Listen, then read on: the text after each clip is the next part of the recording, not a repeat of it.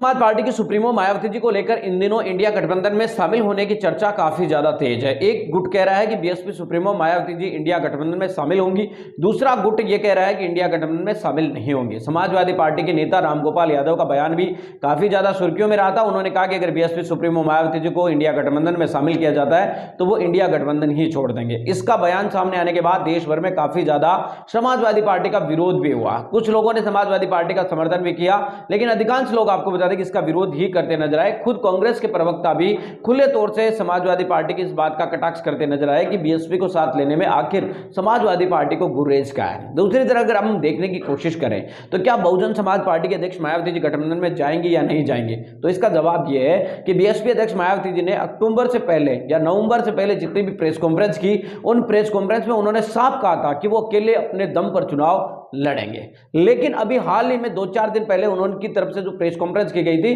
उस press conference में उन्होंने कहा कि देश हित में कभी भी किसी की भी जरूरत पड़ सकती है। यानी कि उन्होंने एक संभावना है वो छोड़ी कि गठबंधन वो कर सकती है। लेकिन यहां पर गठबंधन बीएसपी अध्यक्ष मायावती जी करेगी या नहीं करेगी, इसका जवाब यह है कि बहुजन समाज पार्टी के अध्यक्ष मायावती जी इस वक्त उत्तर प्रदेश की राजनीति में और देश की राजनीति में सही समय का इंतजार कर रही है कि जैसे ही उन्हें मौका मिलेगा, जैसे ही उन्हें सही सीटें मिलेगी, जैसे ही उनकी बात जहां पर फिट बैठेगी, वहां पर वो बीएसपी अध्यक्ष मायावती जी सीटें हैं वो ले सकती है या मांग सकती है। यानी कि बहुजन समाज पार्टी के अध्यक्ष मायावती जी ने मन के अंदर अपने सोच रखा है कि मुझे इतनी सीटों पर चुनाव लड़ना है। अगर उतनी सीटें इंडिया गठबंधन की तरफ से या किसी अन्य गठबंधन की तरफ से मिलती है तो बहुजन समाज पार्टी गठबंधन में जाएगी।